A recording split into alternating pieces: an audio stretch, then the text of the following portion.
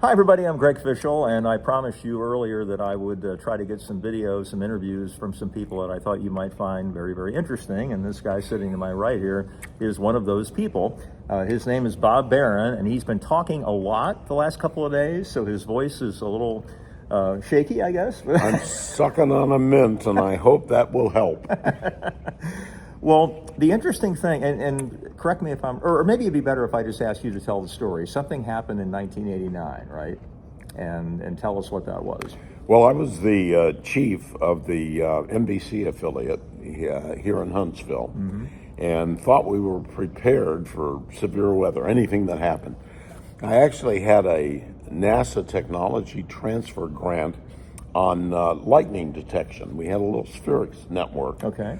And it was live, but most everything else was not. Okay. And I thought we were prepared for any eventuality, but there was an F4 tornado that developed just to the west of the city rapidly, and it came unwarned for, totally unwarned for. Came right through major metropolitan area, and ultimately, it took 23 lives that day. And so what we determined was that we thought we had weather tools, but what we really had were weather gadgets. Things looked good on television, but they weren't telling us what we needed in order to save lives. And so shortly after that, this is late November 15th of 89, Okay. I incorporated Barron Services, which became Barron Weather ultimately. And our focus was on how we could do better, because I felt like we missed in our fiduciary responsibility to serve the public. And then spending a lot of time talking to these children that were by themselves when that tornado came through, kind of heightened the importance of getting that information out. So I incorporated in 1990, and our focus was how do we do better? And what we determined was we had to do a much better job of defining what was significant weather. We needed to disseminate the information specifically, not there's a tornado around, but exactly who would be affected.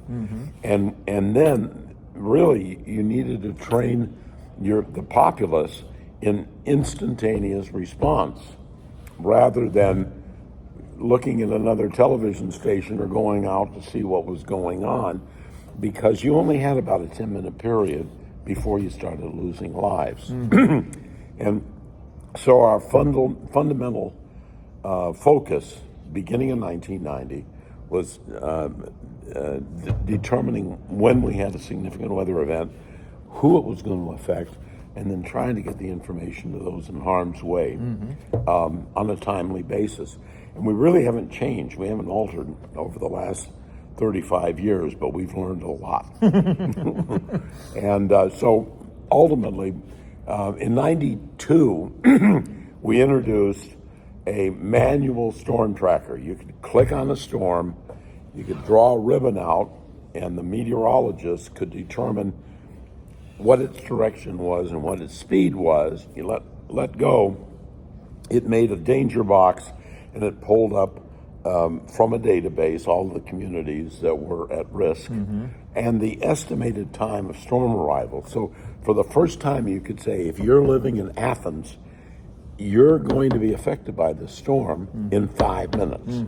And because we were able to be specific and we were identifying all of these things, we were getting much better response going forward. Ultimately, over the last 30-some years, we automated the process of identifying what was dangerous, and we built apps so that we could we could send messages to only those in harm's way. So our false alarm rate was practically zero. Right. And so we continue to progress that way. And then, like at this point in time, we can analyze how deep the circulation is inside of a storm, and we can analyze, we can determine how strong that storm is now, but we do this rapid update cycle forecast that tells us what environment this storm is moving into, or all of the storms are moving into. And the computer can tell us, well, this storm is this dangerous, and it's moving into an area that'll make it more dangerous. So we give it a value between 1 and 10. And this has been a big help. Barron Tornado Index is what it's called. Okay. And that's our state of the art, I think, right now. Of course, we've gone from conventional radar, where we could just see where the precipitation was and how intense it was, but we couldn't see inside of it, to Doppler radar, where we were actually measuring the movement of raindrops inside of a storm, to dual polarity, where we're measuring not only the dual polarity is a horizontal and a vertical signal going out, and then we evaluate and analyze the returns that come back.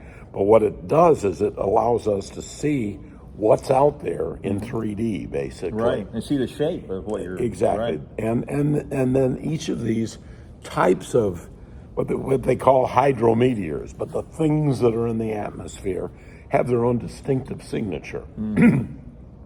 So it allows us to say, okay, that's hail, and it's particularly helpful in the way of accumulations. We now have a really good handle on how much rain will actually fall, because there's a big difference in, if you have a lot of hail, it's a big return, but it doesn't represent a whole lot of rain, actual rain. So we're learning more and more as our technologies get more and more scientific, advanced. But it goes back to the basic things that we've been trying to do now for the last 30 years. Identify what's dangerous, identify who's going to be affected, and then be able to get the information to them. Right. And I remember one thing you did, which I thought was revolutionary, because the fast track is still one of my favorite things, but the shear markers, where you were evaluating in real time as each scan came in, whether or not there was any indication of rotation, and if it met a threshold, then that little spinning circle would show up. Well, they call it the Barron beer cans, actually. But what we determined, what we learned was that if there was outbound winds right up against or gate to gate with inbound winds that exceeded 50 knots, and particularly if there was any depth to that was a pretty strong indicator of a potential tornado. And once we put the circles around it, it allowed those who were on television to say, this is a storm that we're really concerned about. Right. And isn't it true back in that day that tornado warnings were county-wide? Yes, absolutely. And that contributed to the lack of response that somebody had, because they'd say, this is for Madison County. Right. Well, in a lot of cases, if you hear Madison County and you look up and there's nothing, nothing out there. So what we were able to do was to bear down and only identify that area that would be affected and those who would be affected. And it tightened things up, and I think contributed to people believing, if we tell you there's a twisting storm coming your way, that we're accurate, and you need to take immediate action. And I think I remember doing a calculation one time, and I can't remember the exact numbers, but Wake County is where Raleigh is, and I said, okay, if you have a mile-wide tornado that goes from the southwest part of the county to the northeast part of the county, and you calculate the square acreage or square miles of that, it turned out to be like 5% of the county. And so if you warn the whole county, the false alarm rate is going to be huge. A lot of those people are going to say, another one of those. Well, that's true. And that's what we tried to eliminate. The storm track that we're famous for looked at basically the width of circulation. And it started out with the base size, and then what we call an angle of error, because you don't know whether it's going to go this way or that way. So it kind of came out, and we knew approximately how far it was going to get in 10 minutes. And so that's what created the box. But what it did was it gave us very specific sighting for those that would be at risk. Right. And then the focus went to those who would be at risk. Right, right. Well, and I know I don't want to strain your voice here, but It's already strained. the one thing about, and I have such great memories of coming to Huntsville for these semi-annual training. Yeah, I want you to know, he comes with his pages of questions. I've forgotten about that. I haven't forgotten. But you've always been so gracious in terms of taking care of us, in terms of feeding us. And the one thing I want to mention is that we were out at your lake home last night. And over the last 5 years, I have been to New York City and Washington, D.C. on July 4th, and they have nothing on you. Well, this is the 50th anniversary of the National Weather Association, and they have selected Huntsville to celebrate it in. And I wanted a celebration. Excuse me. That's all right. I told you never to call me.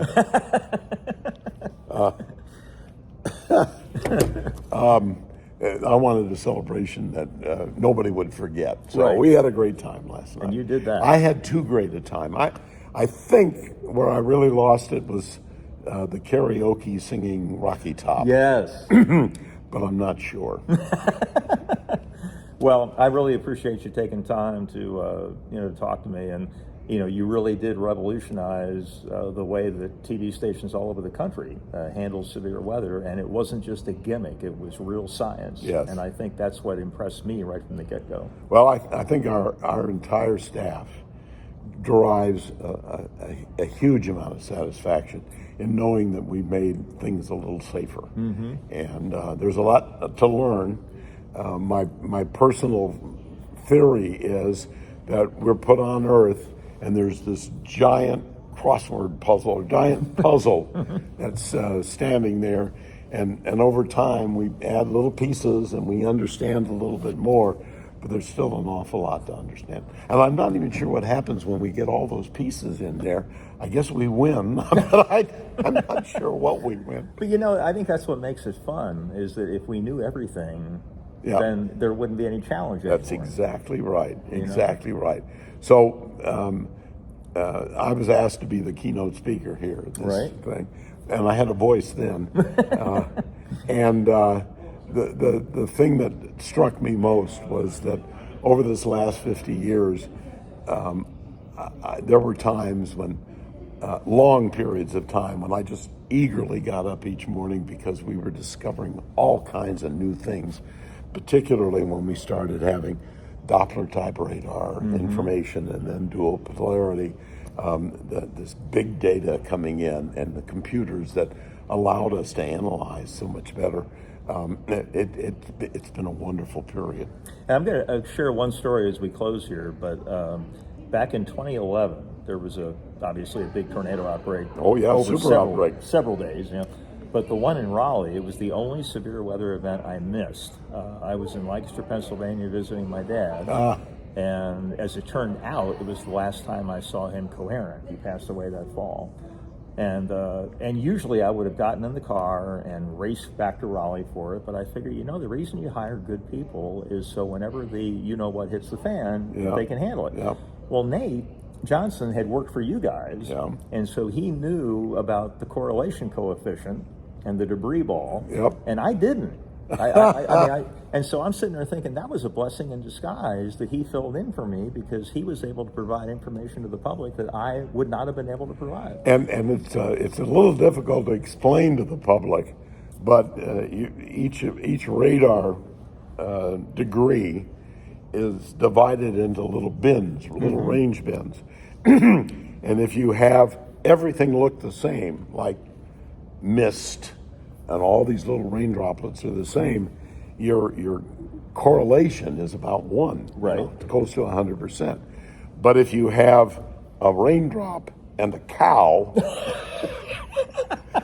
there's something wrong. Yes. And that's what the correlation coefficient is. It tells you that in that little range bin, there's a big range of things, and further analysis allows us to say, well, that's a debris ball. It's debris that's being thrown up by a tornado, and it's a good indicator that there's one on the ground as opposed to in the air. Now, the first time you saw a cow on radar, was that utter nonsense, or? Well, you need to see our How We Know the Weather exhibit at the U.S. Space and Rocket Center here. Oh. It's a permanent exhibit that the Barron Institute has implemented, and one of the features is a tornado room, and you will see a cow flying through. Oh, the air. really? I guarantee you that. All right. Well, I'm going to be here through tomorrow afternoon, so I can have time to go over and see that. Absolutely. All right. Very good. Bob, thanks a million, and not just for this, but over the years, everything that we've Well, been able to do. thanks, Greg. You have been a good buddy for a long time. Oh, and time flies when you're getting old, doesn't it? It's like toilet paper. It gets a lot faster the closer you get to the end. Thanks so much.